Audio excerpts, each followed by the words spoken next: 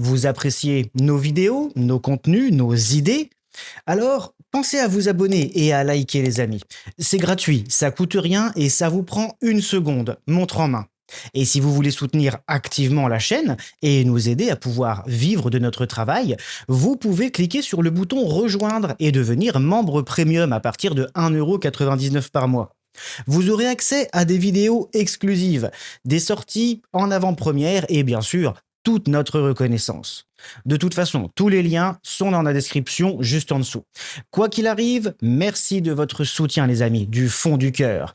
Et maintenant, place à la vidéo.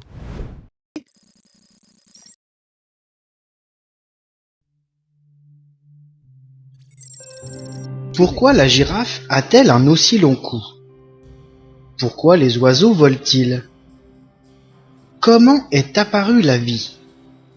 Et pourquoi toutes les espèces vivantes sur Terre sont-elles aujourd'hui telles qu'elles sont? Parmi les innombrables questions existentielles que se pose l'être humain, celle de l'origine de la vie reste sans conteste dans le trio de tête. Oui, mais alors, pourquoi? Jusqu'à la fin du XIXe siècle, la réponse admise à cette question était somme toute extrêmement simple, puisque hormis quelques Grecs anciens ou certains hérétiques qui seront quelque peu malmenés, l'Église avait la réponse. Les plantes et les animaux, tout comme l'homme, sont tels qu'ils sont aujourd'hui, parce que le Créateur de toutes choses les a créés comme ça, qu'elles le sont depuis leur création et qu'elles le resteront jusqu'à la fin. Bon, l'argumentaire était un peu léger, mais c'était écrit dans un livre quand même, et pas n'importe lequel. Le livre, la Bible. Tout aurait pu continuer ainsi, si en 1859, un naturaliste et paléontologue anglais n'avait décidé de publier un autre livre, dont la version sur cette question était quelque peu différente. Ce brillant scientifique et observateur assidu sur le terrain s'appelait Monsieur Charles Darwin, et le livre qu'il publia à la fin du XIXe siècle, intitulé « De l'origine des espèces », aura l'effet d'une bombe idéologique et transformera la pensée de notre civilisation pour des siècles. Mais cet ouvrage, à la vision révolutionnaire, ne fut pas une vague pensée jetée rapidement dans la foule. Ce livre remarquable fut le résultat de plus de 20 années de recherche, d'observation et d'analyse scientifique sur toute la planète. En effet, il faut savoir que, s'il était originaire d'Angleterre, Charles Darwin a littéralement parcouru le monde afin d'observer et d'étudier la biologie directement sur le terrain, au cœur même des différents écosystèmes.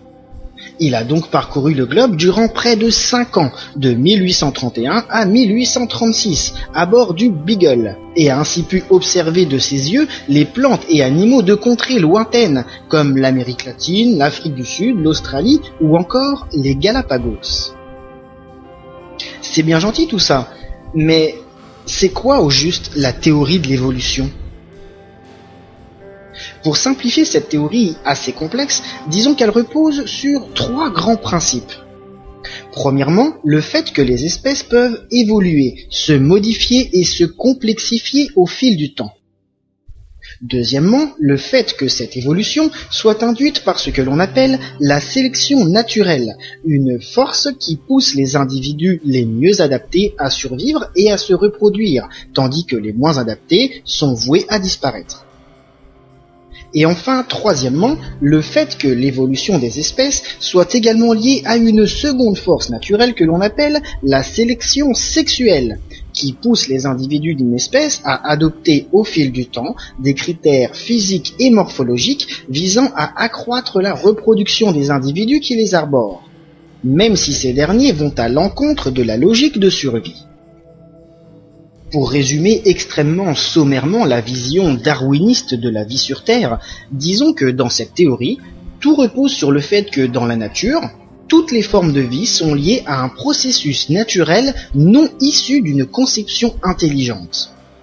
Afin de mieux comprendre le principe de cette théorie, nous allons prendre 3 exemples, un pour chacun des grands principes darwiniens.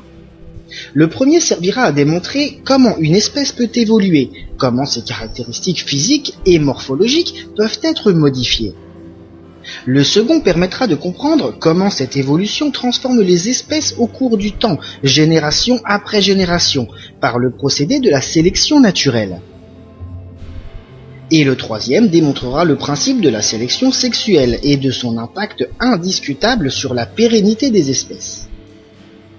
Afin de ne pas déclencher la fureur de toute la trollosphère si jamais une infime erreur venait à s'immiscer dans la prononciation ou le récit du premier exemple, nous allons nous servir d'un monde imaginaire où les lois naturelles seraient les mêmes que celles que nous connaissons. Imaginez que nous ayons un immense océan, que nous appellerons l'océan Pandora, au centre duquel se trouve une petite île isolée répondant au doux nom de Gaïa par exemple. Ce minuscule morceau de terre perdu au milieu de l'océan abrite pourtant de nombreuses formes de vie, tant végétales qu'animales. Et parmi la faune de cette île se trouve une espèce de petit oiseau, les moineaux de Gaïa. Si nous ouvrons un livre de biologie ornithologique dans cet univers parallèle, nous pourrions trouver le descriptif détaillé de ces petits oiseaux. Le moineau de Gaïa est un petit passereau, mesurant environ 10 à 12 cm et pesant de 15 à 20 grammes. Doté d'un plumage jaune, ses ailes et sa queue sont de couleur grise à noire. La taille du bec peut toutefois varier d'un individu à un autre, sans que cette caractéristique n'impacte le choix des femelles pour l'accouplement. C'est une espèce endémique à l'île de Gaïa qui n'est présente nulle part ailleurs sur la planète. Cette petite espèce de moineau se nourrit exclusivement d'une baie à coque dure qui pousse sur l'île. Mais une année, pour une raison inconnue, il n'y eut pratiquement aucune précipitation, et la production de baies fut extrêmement réduite. Mais surtout, la sécheresse engendra des fruits avec une coque très épaisse et bien plus solide et résistante qu'à l'ordinaire. L'île de Gaïa connut alors un bouleversement biologique. En effet, les moineaux de Gaïa à bec fin ne parvenaient pas à ouvrir les baies à grosses coques, et finirent par tous mourir des conséquences indirectes de la sécheresse. Mais les moineaux à gros bec, eux, parvinrent à s'alimenter en ouvrant les baies, même avec des grosses coques. C'est ainsi qu'en une seule année, tous les moineaux de Gaïa à bec fin ont disparu, et que seuls ceux possédant un robuste bec ont survécu, transmettant à leur descendance cette caractéristique qui deviendra propre à cette espèce. Dorénavant, tous les moineaux de Gaïa possèdent un gros bec robuste et large, leur permettant de s'alimenter quels que soient les aléas climatiques et la dureté des baies dont ils se nourrissent. Les caractéristiques propres à l'espèce des moineaux de Gaïa ont donc évolué, tout comme les individus de cette espèce. Si cet exemple était basé sur une fiction, sachez que c'est exactement à ce genre de phénomène qu'a assisté Charles Darwin lors de son voyage dans l'archipel des Galapagos, où il a pu observer de ses propres yeux et en un laps de temps extrêmement court, des espèces se modifier en fonction des environnements extérieurs. Nous pouvons donc observer une forme d'évolution, une modification des caractéristiques physiques d'une espèce, pour diverses raisons, dont les nouveaux critères permettront la survie et la reproduction des individus. Par conséquent, on ne peut donc pas proclamer que toutes les formes de vie ont été créées telles qu'elles sont actuellement, depuis toujours et à jamais. Le second exemple permettant de mieux comprendre les principes de la théorie de l'évolution et de la sélection naturelle concerne les girafes. Pour toutes celles et ceux qui ont déjà vu de leurs yeux l'un de ces animaux, la question majeure qui traverse l'esprit est bien évidemment « Mais comment les girafes peuvent-elles avoir un cou aussi long ?» Contrairement aux premières théories de Jean-Baptiste Lamarck au XIXe siècle, ce n'est pas parce que les girafes ont tiré sur leur cou pour atteindre les feuilles des arbres que ces derniers se sont allongés, avant que cette nouvelle caractéristique soit transmise à leur génération suivante, car sinon, tous les bodybuilders auraient pour descendance des bébés musclores, ce qui heureusement n'est pas le cas. Charles Darwin, par ses observations et analyses, va proposer pour sa part la théorie de la sélection naturelle. D'après cette vision des choses, ce n'est pas dans le but d'atteindre les hautes feuilles des arbres que le cou des girafes s'est allongé, mais parce que celles qui possédaient un cou plus long atteignaient plus facilement leur nourriture, étaient donc plus robustes, plus vigoureuses, en meilleure santé, et se sont donc plus reproduits, transmettant davantage les gènes des girafes à long cou. Ce faisant, génération après génération, les girafes ont vu la longueur de leur cou augmenter jusqu'à avoir une taille leur permettant d'atteindre les feuilles de la cime des arbres. C'est donc par la sélection naturelle que les caractéristiques des espèces se mettent en place. Les girafes à petit cou avaient moins d'accès à la nourriture, étaient donc moins vigoureuses et se reproduisaient moins, transmettant de moins en moins les gènes des petits coups, tandis qu'à l'inverse, les girafes à long cou, se nourrissant mieux et étant plus robustes, se sont davantage reproduites, transmettant ainsi les gènes des longs coups. Il s'agit donc d'une sélection aléatoire, basée sur le hasard. Les mieux armés pourront survivre et transmettre leurs gènes à leur descendance. Les moins bien armés sont destinés à disparaître, à plus ou moins long terme. Ce point précis de la théorie de l'évolution darwinienne concerne la sélection naturelle, permettant aux individus d'une espèce de survivre par adaptation physique à leur environnement. Mais un autre point reste en ligne de compte. Il s'agit de la sélection sexuelle, visant quant à elle à assurer la reproduction. Pour mieux comprendre ce principe fondamental du darwinisme, nous allons prendre l'exemple le plus employé et expérimenté pour ce type de démonstration. Le paon. À l'état naturel, le paon est un oiseau vivant en Asie, et plus particulièrement dans les forêts indiennes, où son prédateur naturel n'est autre que le tigre. En toute logique, quand on est un oiseau et que le plus gros chat du monde rêve de vous manger, on essaye de se faire discret et furtif. Mais le paon, lui, semble n'avoir pas tout à fait bien compris l'énoncé. Comme tout à chacun le sait, ce magnifique oiseau possède une queue unique dans le règne animal, arborant plusieurs centaines de magnifiques plumes de couleurs vives et pouvant mesurer jusqu'à plus de 2 mètres de long. Et comme si cela ne suffisait pas, il peut déployer ses plumes en arc de cercle afin de faire ce que l'on appelle communément la roue, qui est une parade amoureuse visant à séduire les femelles et à s'attirer leur faveur. Mais quand un tigre rôde dans les parages, dresser un éventail multicolore de 2 mètres de diamètre ne semble pas vraiment être une preuve d'intelligence, visant à assurer la pérennité de son espèce. Et pourtant, Darwin va nous prouver que si, grâce au principe fondamental de la sélection sexuelle. Et oui, si pour survivre, une espèce doit s'adapter à son environnement, notamment par la sélection naturelle qui détermine les individus les mieux adaptés, une espèce doit également et impérativement se reproduire. Et qui dit reproduction, dit séduction. Dans tout le règne du vivant animal, ce sont les mâles qui doivent séduire les femelles. C'est pour cette raison que les mâles d'une espèce sont toujours ceux qui arborent les apparats. Plumage, crinière, crête, cornes, défense, musculature, chant et autres danses folkloriques visant à rendre les femelles persuadées que c'est lui le plus beau, lui le plus fort et qu'il faut absolument que ce soit lui le père de ses futurs enfants.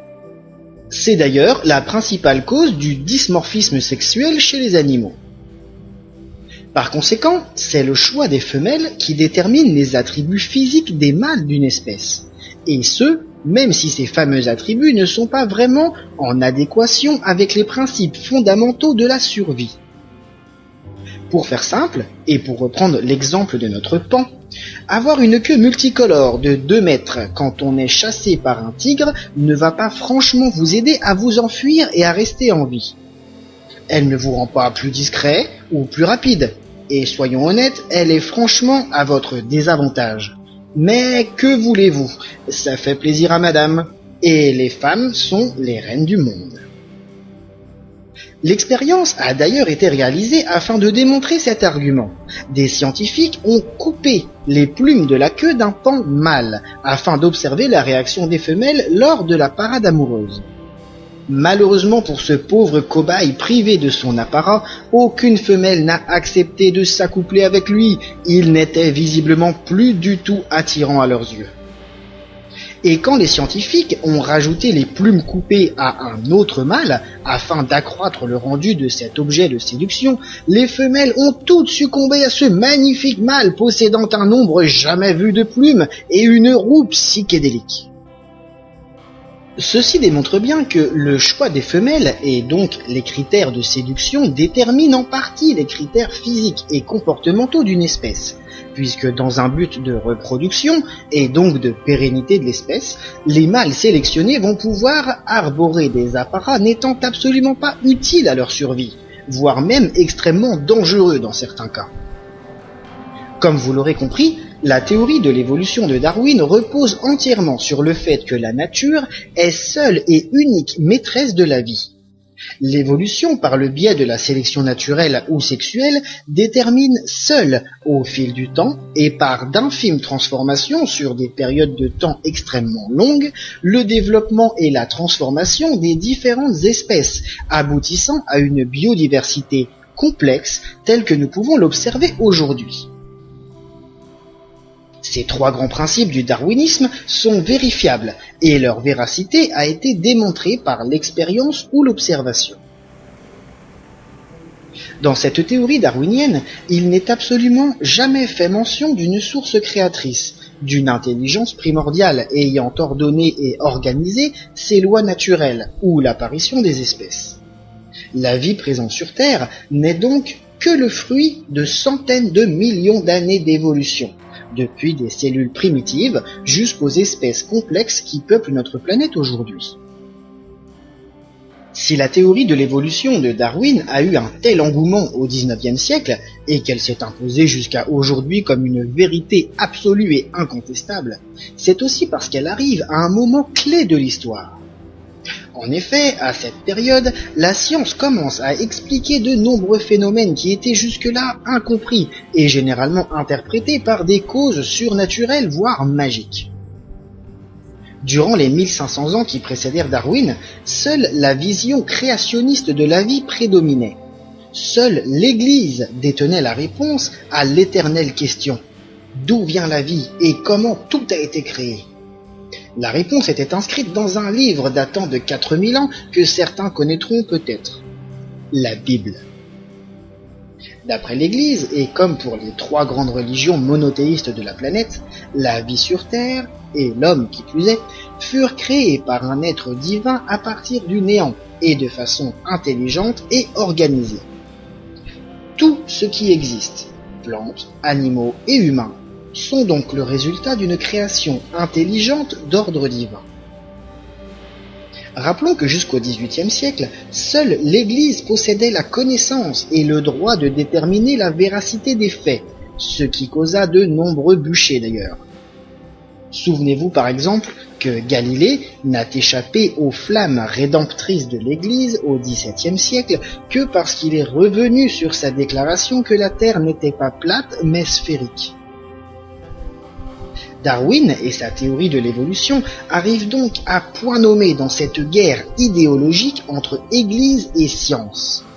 Et l'évolution des espèces sera l'arme suprême des scientifiques qui mettra à genoux la suprématie de l'Église en matière de connaissance.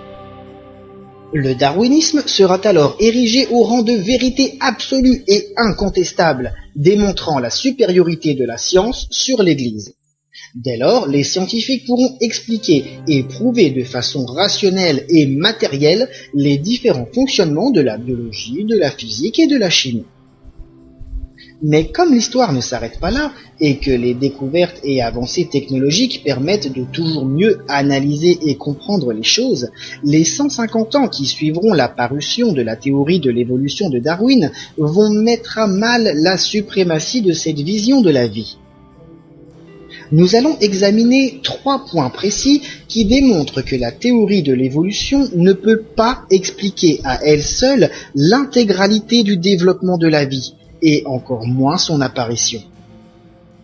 Ces points sont basés sur des découvertes et des observations qui sont intervenues bien après les recherches de Charles Darwin, et qui devraient donc être pris en compte afin de faire évoluer cette théorie, sans mauvais jeu de mots. Premièrement, les fossiles démontrent que de nombreuses espèces n'ont pas évolué depuis des centaines de millions d'années. Deuxièmement, le principe cellulaire de la complexité irréductible, qui démontre que certains éléments moléculaires ne peuvent pas être issus de l'évolution. Et troisièmement, la complexité de l'information génétique et l'apparition de l'ADN, qui démontre que les acides aminés n'ont pas pu être associés initialement par simple réaction chimique.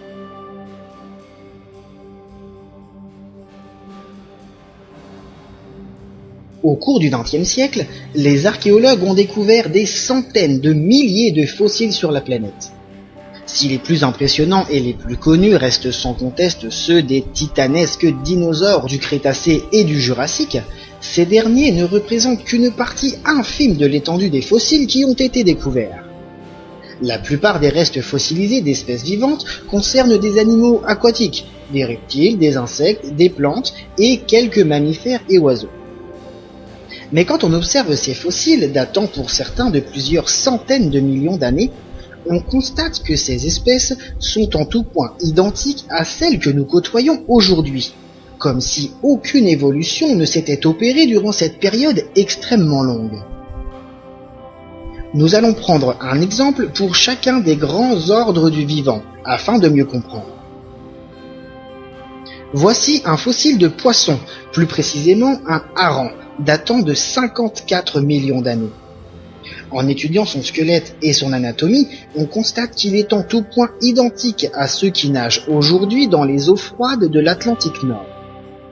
Sa taille et sa morphologie n'ont absolument pas changé, n'ont pas évolué durant ces dizaines de millions d'années. Ceci est un fossile de scorpion, datant de 110 millions d'années. Comme vous pouvez le voir par vous-même, il n'y a aucune modification morphologique entre ce spécimen et ceux actuellement présents sur Terre.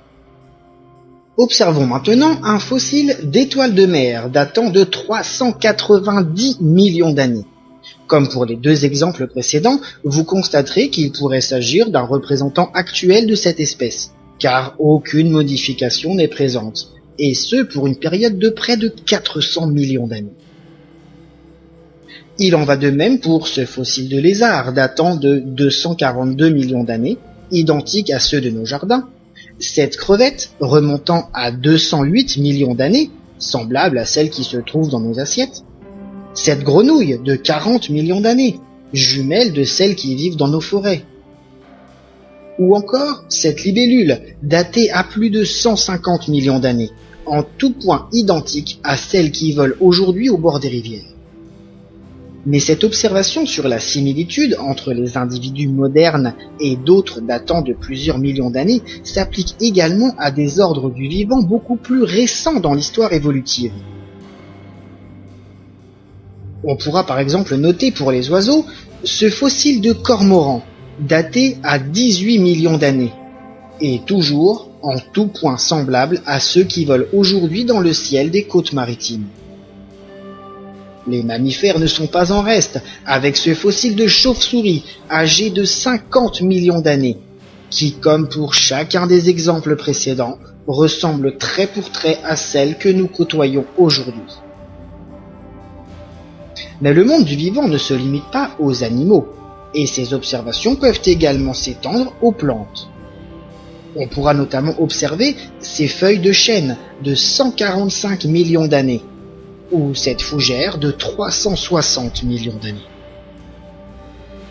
Comme vous l'aurez constaté, ces exemples sont non seulement multiples et s'étendent sur tous les ordres du vivant, animal et végétal, mais surtout, ils s'étalent sur une durée de plusieurs dizaines, voire centaines de millions d'années. Cet argument est généralement brandi haut et fort par les défenseurs du créationnisme, combattant pour l'idée que toutes les formes de vie de notre planète sont issues d'une création intelligente d'ordre divin, et que les espèces furent créées telles qu'elles sont aujourd'hui, depuis toujours et à jamais. Il y a donc une vraie dichotomie entre les observations de la théorie de l'évolution de Darwin et les datations des différents fossiles. En effet, nous avons d'un côté la preuve que les espèces évoluent, et parfois extrêmement rapidement, à l'image des pinsons des Galapagos. Et de l'autre côté, on peut observer des espèces animales et végétales identiques depuis parfois plusieurs centaines de millions d'années. L'idée maîtresse que nous pouvons en tirer est que l'évolution naturelle est bel et bien une réalité, que les différentes espèces peuvent évoluer, peuvent être amenées à changer, à modifier leur caractère physique ou morphologique, mais que cette transformation, cette adaptation à un nouveau milieu n'est pas une constante obligatoire. Si aucune nouvelle modification n'est nécessaire pour s'adapter à un nouveau milieu, aucune mutation ne sera engagée, et les espèces resteront telles qu'elles sont, à savoir adaptées au milieu où elles se trouvent. Cela ne signifie pas pour autant que, puisque les fossiles de 300 millions d'années sont identiques aux individus de la même espèce vivante aujourd'hui, nous sommes face à une preuve indéniable d'une création intelligente parfaite et immuable dans le temps. Rien ne prouve que ces espèces n'aient pas évolué depuis une souche plus primitive pour atteindre la forme adaptée qu'elles ont actuellement, et qui, étant parfaitement adaptées à leur environnement, ne nécessitent plus d'évolution majeure. On pourra toutefois s'interroger sur la possibilité que les différents milieux de vie de ces espèces n'aient pas subi de modifications durant une période aussi longue. Les changements climatiques, les ères glaciaires, le déplacement des plaques continentales et d'autres catastrophes naturelles doivent de toute évidence avoir engendré des bouleversements conséquents sur les différents écosystèmes, qui auraient alors dû pousser les espèces vivantes à s'adapter, à évoluer et donc à modifier leurs critères morphologiques. Les fossiles d'espèces inchangées depuis des millions d'années nous permettent donc d'apprendre que la théorie de l'évolution n'est pas constante et obligatoire, et que sur une période de plusieurs millions d'années, quel que soit leur genre, des espèces animales et végétales peuvent parfaitement conserver leurs critères et caractères morphologiques. Le second point pouvant démontrer que la théorie de Darwin ne peut pas expliquer l'intégralité de la complexité de la vie concerne la complexité irréductible du monde cellulaire. Pour mieux comprendre ce sujet qui peut paraître quelque peu barbare de prime abord, il faut se pencher sur les recherches et travaux scientifiques réalisés depuis les années 80 par Michael B.E., professeur de biologie moléculaire. Durant la seconde moitié du XXe siècle, les microscopes électroniques ont permis aux scientifiques de découvrir un nouveau monde, celui de l'infiniment petit. Dans cet univers du nanomètre, nous avons ainsi pu observer de nos yeux et en détail le monde des cellules, composées de molécules, elles-mêmes composées de protéines, elles-mêmes constituées d'acides aminés. Toutes ces observations ont permis au professeur Michael B.E. de démontrer l'existence de la complexité irréductible, laquelle met en défaut la théorie de Darwin sur l'apparition de la vie. Les travaux de B.E. se sont principalement portés sur les machines moléculaires, et plus particulièrement sur le moteur moléculaire des flagelles bactériens. Il faut savoir que les bactéries évoluant en milieu liquide se déplacent dans leur environnement grâce à un flagelle, une sorte de longue queue rotative en tire-bouchon. Ce moyen de propulsion peut atteindre une vitesse de 100 000 tours par minute, s'arrêter instantanément et repartir aussi vite dans l'autre sens. Si cela était déjà impressionnant, la découverte du mécanisme permettant le fonctionnement de ce flagelle l'a été encore plus. En effet, les microscopes électroniques, toujours plus puissants et perfectionnés ont permis de dévoiler le moteur flagellaire, une incroyable machinerie moléculaire d'une complexité inimaginable pour cette échelle. Devant être grossi 50 000 fois avant de pouvoir être observé, ce mécanisme qui permet l'utilisation du flagelle bactérien est en réalité en tout point semblable à un moteur tel que les humains les conçoivent pour leurs engins. Bien qu'étant à l'échelle nanométrique d'une molécule, ce moteur flagellaire est constitué de plus de 40 composants protéiniques. Il comporte notamment des anneaux externes et internes, des engrenages, un crochet, un arbre de transmission, une hélice, un double sens de fonctionnement et il nécessite une notice d'assemblage précise pour pouvoir être opérationnel. Au même titre que pour la construction d'une maison où un ordre précis des œuvres à effectuer est connu, afin d'obtenir le résultat escompté, le moteur bactérien flagellaire requiert un assemblage méthodique et ordonné de tous ses composants pour assurer sa fonction. L'illustre Howard Berg, professeur de physique et de biologie moléculaire et cellulaire d'Harvard, a d'ailleurs surnommé ce moteur flagellaire comme étant la machine la plus efficace de l'univers.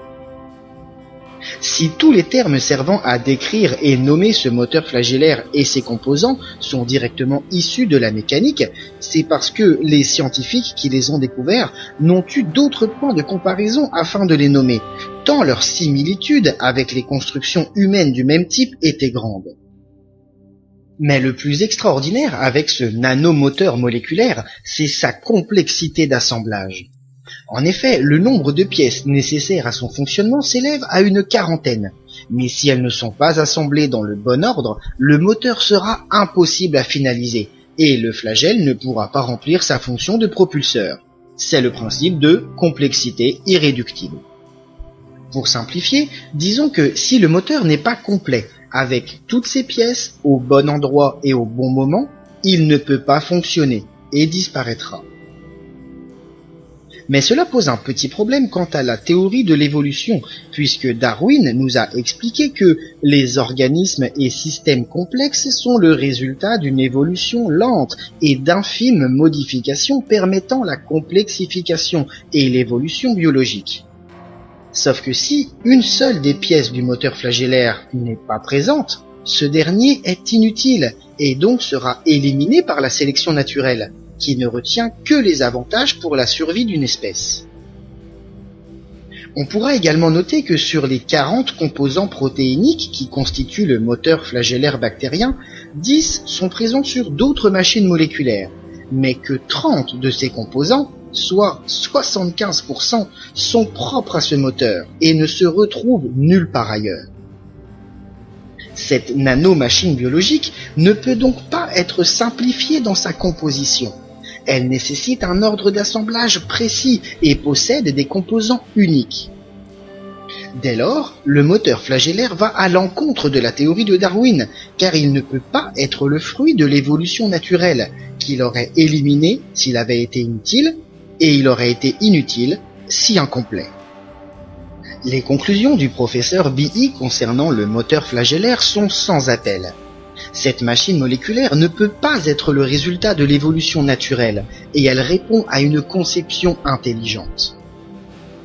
Nous avons donc la preuve scientifique que la théorie de l'évolution de Charles Darwin ne peut pas s'appliquer à toutes les formes de vie, et que même parmi les organismes les plus simples, comme des bactéries unicellulaires, une infinie complexité semble résulter d'une conception intelligente. Le troisième point, visant à minimiser le monopole idéologique du darwinisme, concerne la complexité de l'information génétique et l'assemblage initial des acides aminés formant l'ADN.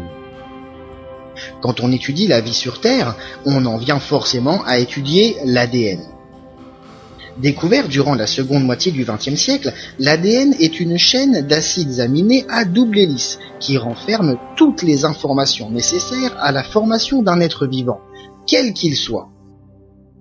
Cette macromolécule biologique est présente dans toutes les cellules du vivant, de la bactérie à la baleine en passant par la fougère ou l'homme. Comme l'a affirmé Bill Gates, père et géant de l'informatique mondiale, il s'agit sans conteste de la meilleure forme de stockage d'informations qui existe dans l'univers. Aujourd'hui, nous savons que sans ADN, il n'y a pas de vie, puisque ce sont ces chaînes d'acides aminés qui contiennent l'information de tous les êtres vivants. Absolument tout ce qui constitue un individu, quelle que soit son espèce, est encodé dans son ADN. Les caractéristiques physiques et morphologiques, la taille, la pigmentation, le mode de reproduction, sont autant de critères encodés au sein de ces chaînes d'acides aminés.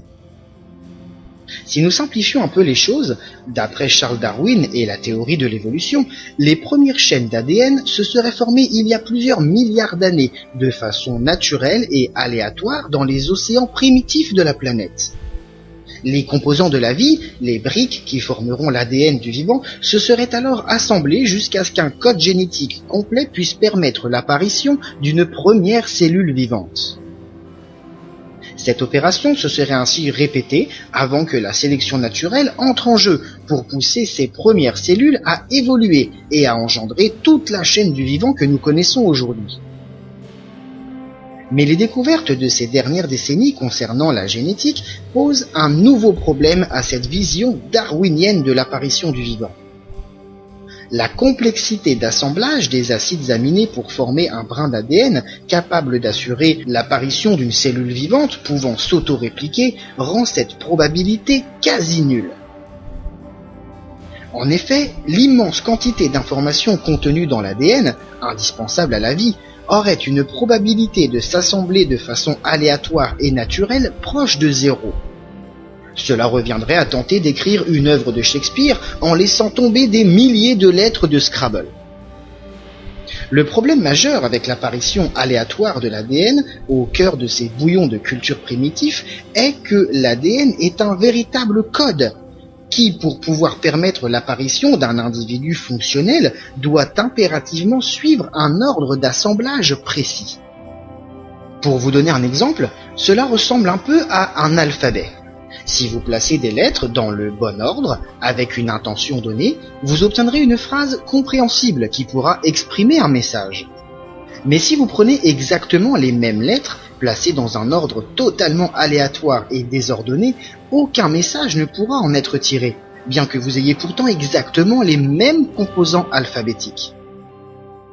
Compte tenu des dizaines de milliers d'acides aminés placés correctement pour permettre d'engendrer un brin d'ADN complet et opérationnel, la probabilité que cette combinaison se soit formée par hasard au sein d'un océan primitif est réellement extrêmement faible. De plus, les recherches et expériences génétiques ont démontré que les différents acides aminés, laissés libres dans un environnement, ne peuvent pas s'agglomérer par simple attraction chimique. Il n'est donc pas possible que des acides aminés, flottant librement dans les eaux primordiales de la Terre, aient pu donner naissance au premier ADN, indispensable à la vie. Il paraît donc évident que l'ADN soit le résultat d'une conception intelligente. Si on se base sur les travaux du mathématicien américain William Dembski, la conception intelligente répond à différents critères fiables pouvant facilement être reconnus. Les critères principaux d'une conception intelligente sont l'improbabilité et une caractéristique reconnaissable. Par exemple, imaginez que vous vous promeniez en forêt et que vous tombiez sur ce bloc de granit. Vous allez immédiatement reconnaître une sculpture de lion, issue d'une conception intelligente. Mais pourquoi ? Parce que, premièrement, la probabilité de trouver un bloc de granit ressemblant trait pour trait à un animal connu, apparence et proportion est quasi nulle. Nous avons donc une improbabilité que ce bloc de granit soit naturel. Mais de plus, l'image que représente cette sculpture renvoie à une référence culturelle, à une caractéristique reconnaissable, le lion, un animal réputé pour être le roi des animaux.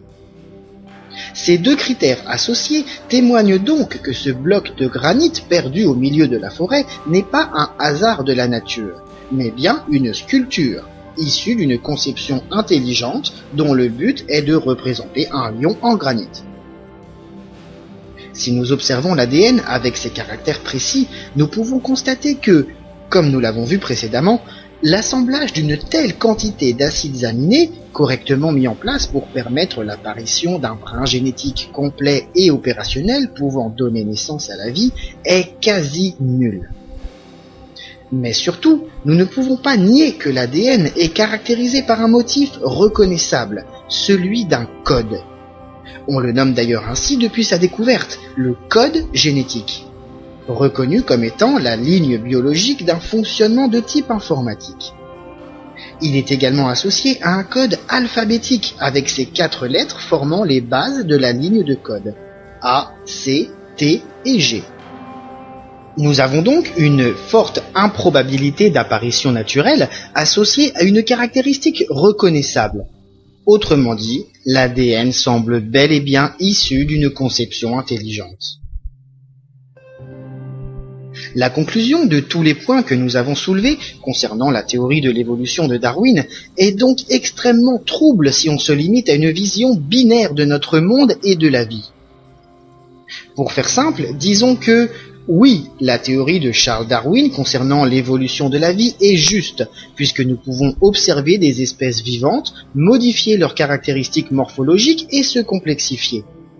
Mais cette théorie de l'évolution n'est pas impérative et linéaire. Au vu des fossiles retrouvés inchangés depuis des centaines de millions d'années, on peut en déduire que si les individus d'une espèce sont adaptés à un environnement, l'évolution, au même titre que la sélection naturelle et sexuelle, stoppe toute transformation. De plus, concernant l'un des piliers de cette théorie, à savoir le principe de sélection sexuelle, on notera que si il a été avéré et démontré par l'expérience, rien n'impose qu'il soit issu de la sélection naturelle. Dans l'hypothèse d'une création intelligente, par exemple, les espèces pourraient parfaitement avoir été créées avec ce principe et les apparats qui y sont liés.